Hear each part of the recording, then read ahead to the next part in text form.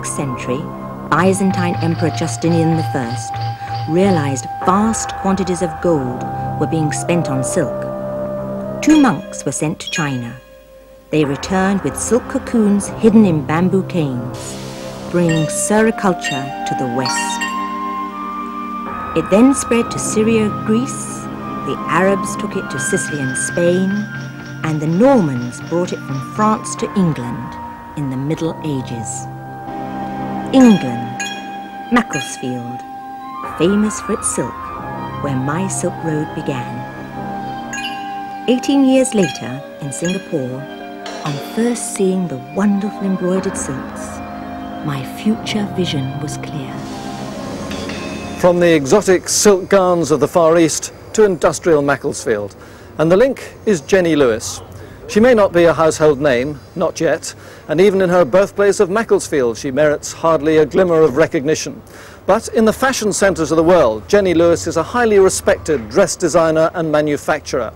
She's a recognised expert in Chinese silks and embroidery, and her handmade, richly beaded and embroidered silk gowns are on sale in such upmarket and world-famous stores as Harrods and Saks of Fifth Avenue. Some of Hollywood's most glamorous stars are her customers. From her base in Hong Kong, Jenny has built, almost single-handed, a hugely successful business, and her plan to expand still further by opening a chain of shops all around the world bearing her name could make her as internationally famous as Mary Quant or Laura Ashley. Still in her early 40s, Jenny is already a millionaire, and she enjoys a way of life that she describes as exciting, frantic and fulfilling.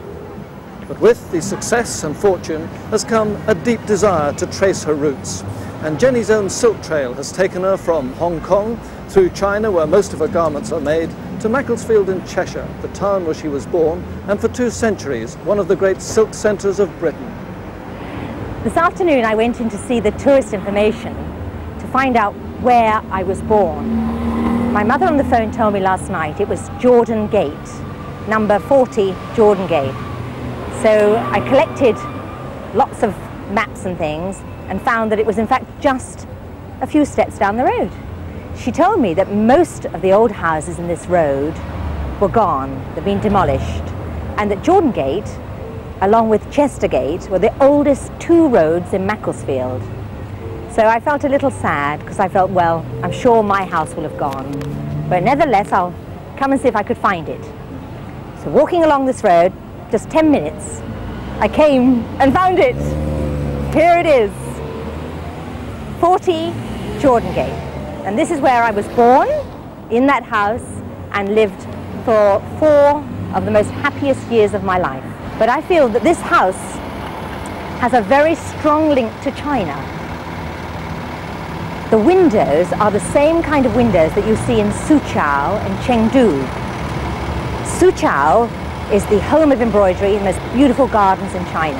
And these windows are stained glass on the top, and square and carved and tiled. And now I found my own roots. I've come back to Macclesfield with the knowledge of Chinese silk, and I would like to produce again in Macclesfield and bring back business to England and live here. Jenny's return to her birthplace proved to be a much more dramatic and traumatic experience than she ever imagined. It was like the storyline from a best-selling novel. First, she discovered her family home was still standing and actually for sale. Without hesitation, she began negotiations to buy it. Then, the bombshell. She discovered that the man she believed all her life to be her father was in fact not. You mentioned that you were a war baby. In fact, you made another dramatic discovery, did you not, in your research into your past? Yes, rather shattering in some ways, but very pleasurable in some ways too. Because all my life I didn't feel very close to my father. I hardly knew him and hardly saw him. My parents got divorced when I was 8 years old, and I never really felt very strongly towards him. And of course that made me feel rather guilty. We all have these guilt complexes and baggage we carry around. And he died of cancer, and when he died of cancer I nursed him a little bit, but I didn't feel any tremendous grief. And of course I felt very guilty about that too. So yesterday my mother told me the truth for the first time. That in fact, he wasn't my father. That my father was a visiting American doctor with the American Army. And he was here at the end of the war, and they had this mad, passionate love affair, which lasted 6 months or something. And I, in fact, was conceived in that house. Almost sounds like a clip out of the very successful film Yanks. You will actually go off to America and try and find him, will you? Of course, yes, yes. Jenny Lewis's pilgrimage to Macclesfield comes at a time when the town is in the middle of a major scheme to preserve its heritage. Macclesfield was once one of the great silk centres of Britain. For over 200 years, silk was the main industry here. It heavily influenced the shape of the town and the lives of its people. The connection with silk goes back to the 17th century, when the making of thread buttons was an important cottage industry. The manufacture of silk cloth began in the 1750s on hand looms, and into the 19th century, power looms began to take over. But since the Second World War, new industries such as chemicals have taken over silk's leading position in the town, although several firms here are still weaving and printing silk. Modern methods of machinery are now used, but the traditional weaving of silk by hand continued until as late as 1981 on the top floor of Paradise Mill. It's a typical Victorian silk mill, once owned by the family firm of Cartwright and Sheldon. Many of its original jacquard looms have been kept in their original setting and restored to demonstrate what way into the future the skills of a dying craft. My father, he thought he got me a job. I thought he got me a job in a bank, but he got me a job up here. Worst job he could ever got a bloke. I thought he got me a job in the bank. Why was it the worst job? It was a bloody job. This wasn't a good job. Wasn't a good job, but well, you had to stick it. And why wasn't it good? Because it didn't pay well? Or? Hard work. When you stop here, your wages stop. And what was it like then? How many people were working here? Well, there was a few working, not a lot, and this is when they went on doing artificial, which they always did silk here, but they went doing artificial for the firms in London. They went mad for them, for the artificial, because you were getting a tie for £3 bob. Well, you didn't buy a tie of these for £3 bob. And as you're saying, when you was working and you spoiled the square, you had to pay, you had to buy it, 2 and 8p. And it made 4 ties. Why was it a man's job? Why couldn't women do It it? was heavy. It means anybody rubbed yourself in first day if you didn't watch yourself on this. So what's heavy? Shoving that down. That, what is it, a foot pedal? Yes, well, see, more holes in there, in that pack of cards, heavy it is. More holes in that pack of cards and heavy, it's more heavy, and you've got to shove that down. So how, just show us how it works. Well, yeah, weaving how you go through your shuttles, so you push me traddle down. These 3 movements in one. As I've thrown that up, it's in. So I've got to throw another one from that side, so that goes in. And then I've got to keep, that's all you do, all go over, keep knocking it back and knocking it back, you know, you get fed up with it. You take one end from this side, they are on the cross, like they were before, to each side. Take one end from each side, one in there, break them off, and twist them together. And carry on like that. For what purpose? Why are you doing that? Piecing it all up, then this is drawn through the harness, through the reed, put your weights on, and you can start weaving again. There's 11,520 ends in this one. That's a lot. That's a lot. Best quality I've ever seen in my life. And I've been in it 51 years. And how long does it take you to deal with all those? I'll say average about 1,000 an hour. At one time I used to do about 1,500 to 2,000 an hour. And if you had your time all over again, would you do the same job? Not at the same wage. You send a lot on booze. A lot used to go on the booze, you know. How hard they would want to tell you. Well, hard they went on the booze. You see him, where's Jim Penny? Well, he's on the booze. He'd come at about 2 o'clock and he'd been over across and come back again. He'd be back again before the shut. Oh, well, I did. Anyway, Were you like that? oh no, I couldn't afford it like that. But was it not monotonous and boring doing that hour after Yes, that? it is monotonous, but If everything's going all right, everything's going on, you're all right. But if you see me, you trap your shuttle and knock about 50 ends out, you can say, well, these 2 hours lost there, I'm coming for nothing.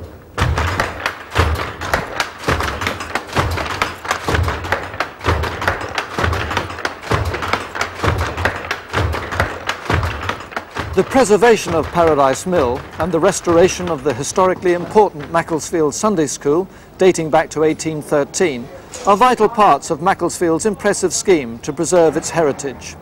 Indeed, the Sunday School is now the town's heritage centre and will house an exhibition of the history of Macclesfield, with the rise and fall of the silk industry playing a prominent role.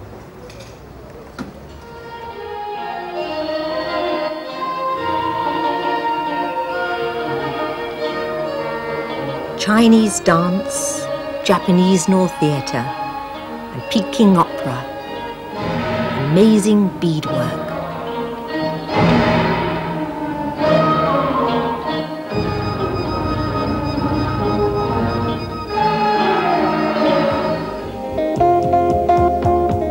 In 1974, I arrived in Hong Kong to design for the West with Eastern skills. Silk beaded shoes,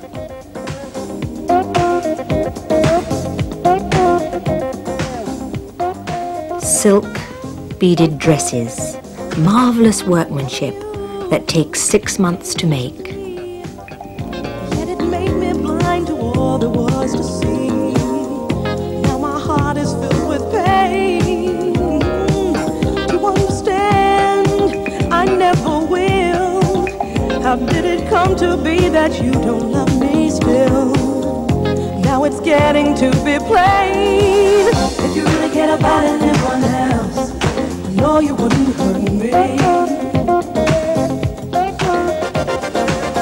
If you cared about more than yourself, I bet you wouldn't go. Well, I don't really like to tell you because it's rather rude, but I really thought Macclesfield was some little funny little town in the absolute sticks of England, nothing to be proud of. And in fact, all my life I've been rather a little bit ashamed of saying Macclesfield. Because where's that? You know, and I sort of thought, well, it's my bad luck. I've been born in somewhere in Timbuktu. So my feelings about coming back here are quite overwhelming. Yes, when you arrived, therefore, in the town, with those thoughts in your mind, what was your reaction when you saw it? As I just said, absolutely overwhelming. It's so beautiful. Fantastic little houses, the streets, the greenery, the trees, the landscape. I now feel that Macclesfield, the silk trail of Macclesfield, is the link with my China silk trail. And here, in this house which I was born in and lived for 4 years, can be my Western East Centre, where I could send students from China back to Macclesfield to meet the silk trail of Macclesfield.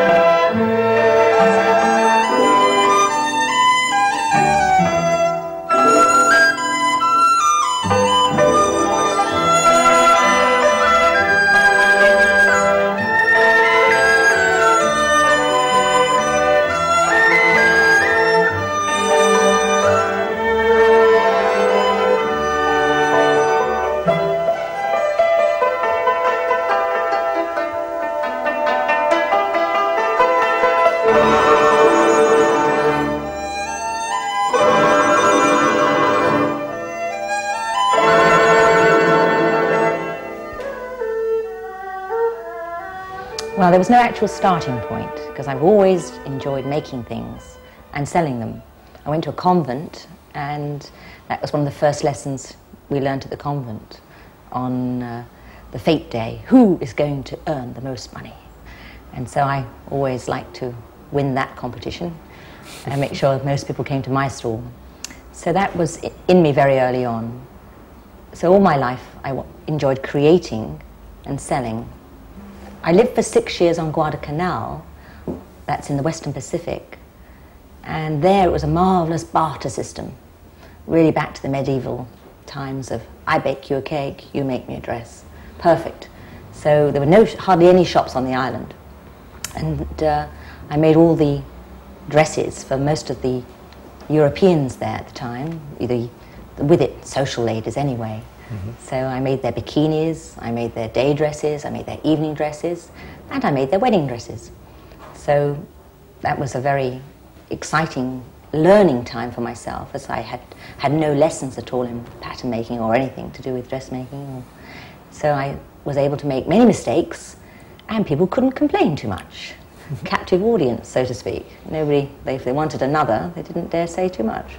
And how did it develop in Hong Kong? Well, when I got to Hong Kong, it was overwhelming. It was just, I didn't know where to start. Time is life, life is time, and every second what to do, so much to see and do and learn so fast. I basically started with having a one-day-a-week boutique in my house. And to do that, I drew out pictures and took them round 6,000 flats, hand-posted them round every flat to tell everybody that I had a one-day-a-week boutique in my flat. And the dresses that I sold were samples from all the factories. I went round all the factories of Hong Kong, these amazing, marvellous factories that make incredible things for the whole world. And I got the stock lots, the extra things that were extras from orders or rejects. I spent hundreds of hours looking through T-shirts, looking for holes and things wrong to pick out the best ones, the ones that were okay. And I would buy those for sort of 10p a T-shirt and sell them for £1. And it presumably developed from there to your own collection. That was a time of consolidating, learning about the processes of Hong Kong and China, and how to advertise, how to run fashion shows, how to organise, what the local problems were. I was told that the triads in Hong Kong were dreadful, that I would never be able to be a success there. I had to pay squeeze money and, you know, and all sorts of things about Hong Kong, most of which I proved to be untrue. I never had any problems with triads. I've never had any great problem that I couldn't overcome. I must admit the bank weren't particularly helpful either. I went to them to ask for facilities for exporting, because I exported my samples to the islands, back to Guadalcanal and the Pacific, and then to England, and everything grew. And I imported from Italy and France and around the area as well, Singapore. And I asked for facilities from the bank, and they were very scathing. Oh, you'll never succeed. You'll never be able to do this. Much too difficult for you. That is because you were a woman, or what? I think so. I think because I was a woman, and also because they thought I had too much to learn. You know, but of course, when you're keen, passionate, enthusiastic for what you want to do, nothing can stop you. Nothing. You might suddenly have to switch your whole collection or switch factories. Some dirty devil's doing you in there. Suddenly your shop's open selling your things. It's your stock even before you've seen it. You've got to solve your problems every day. And you have to enjoy, really enjoy problem solving. Be able to laugh at it all and think what a wonderful fun game this all is. And know that you're lucky to live in a place where you're never bored. Every night I look out at the harbour. It's the most wonderful sight in the world.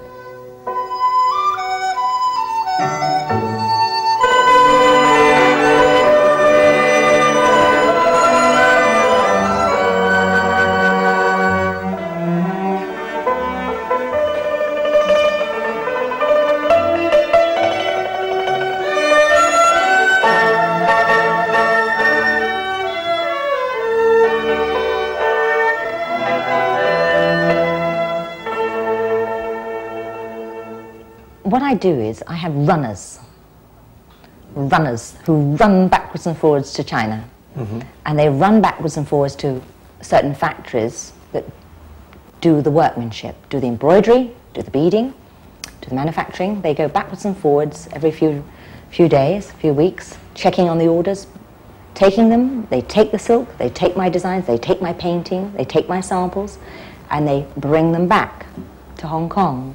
So how big is the business now? How many people do you employ? It varies a little, depending on the collections, what I'm doing and what export orders I have, but it can be about 1,000 people. And why is it all made in China rather than Hong Kong? Why have you settled for Well, basically China has more people and wages are cheaper, and Hong Kong, not so many people want to do beading and embroidery. But I'm now growing my workers in Hong Kong because I absolutely love being surrounded by people creating. So I'm growing my workshops much more so in Hong Kong because I'm doing more and more very special, amazing dresses.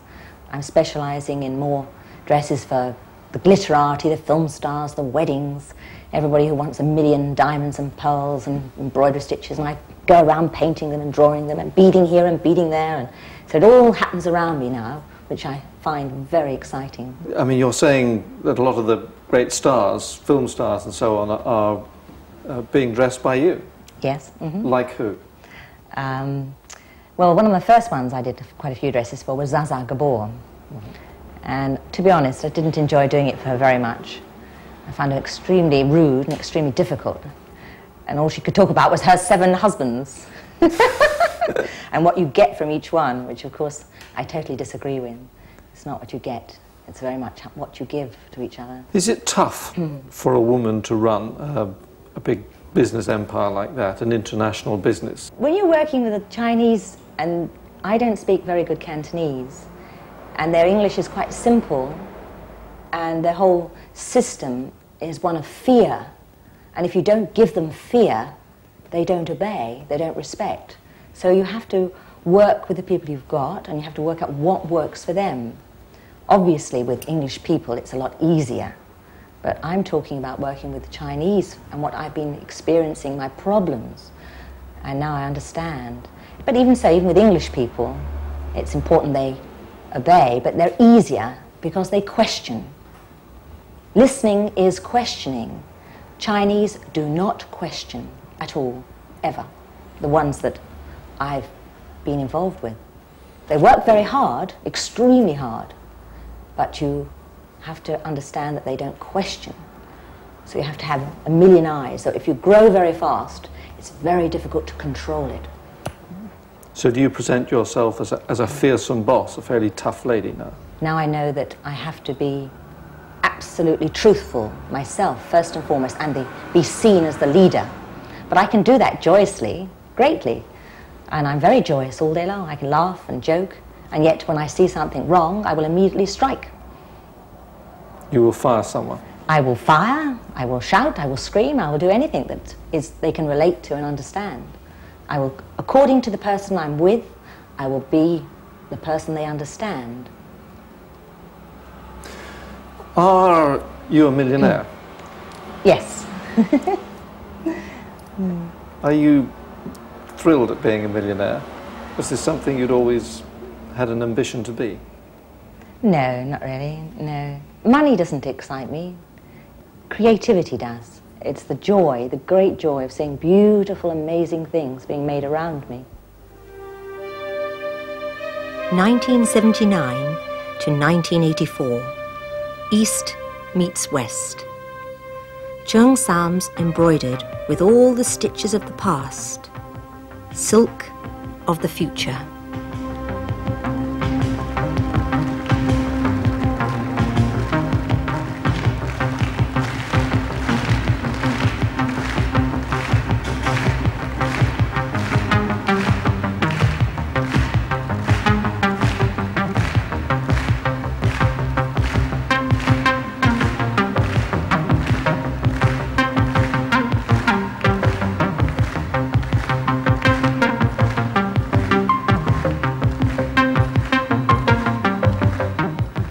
High life, very expensive, most amazing, glitterati, big show-stopping dresses. How expensive? Well, up to £5,000, I suppose. Whatever you want to pay. You could pay more if you wanted. If you wanted real diamonds, I mean, it's up to you, whatever you want. A million pearls or just a few. You say what you're interested in, we'll talk about it and design accordingly. I wear silk always. Silk underwear, silk dresses, silk trousers, silk sweaters. Although now I'm doing a little bit different this Christmas. I've decided to involve with the silk leather. So I'm bringing out leather and some knits involved with the silk, but combined together, so it's all coordinated, so it gives more variety. The first cheongsams in leather, which will be rather fun. But silk is particularly important because it's the reason I'm in China. It's the reason I'm alive. It's my whole research has been silk. This is a lotus, which is the symbol of the East, meets the Tudor rose, of England. So this fabric symbolises for me my world coming together. And the thing I like the most about the lotus, it symbolises my life. Do you know the story about the lotus? Tell me. It starts in the mud and the filth and the dirt of life, and it pushes its way through that, and I've had a lot of that. There is a lot of evil, a great deal of corruption, and it's quite difficult at times to put and push through that mud. And then, when you're able to do that and understand why we're doing this and what's happening, and find the answers, then you are able to swim. Then you swim in the water of life, where you're gaining your knowledge and your experience and your strength and your fearlessness. And then you're beginning to trust in God and in real love and beauty. And then you come out of the water and you bloom. So what is the future now? What ambitions have you got for your business? Well, it's always, the future is a gradual thing, but I do believe it's very important to have time alone to analyse and be continually thinking about the future and working towards it, working on your dreams. And if you make your dreams just one rung at a time, then it's all possible. So my next rung, I've already sort of begun, which is to bring West and Eastern people together and have a centre where they learn from each other. How often do you intend to return to Macclesfield now that you've discovered all these good things about it? Well, as this only happened yesterday, and my business... packed a lot into a day. Yes, yesterday. My life is like that though. Every day is full to the absolute brim with adventures and excitements and happenings and learnings. I'm extremely lucky. Most fantastic life.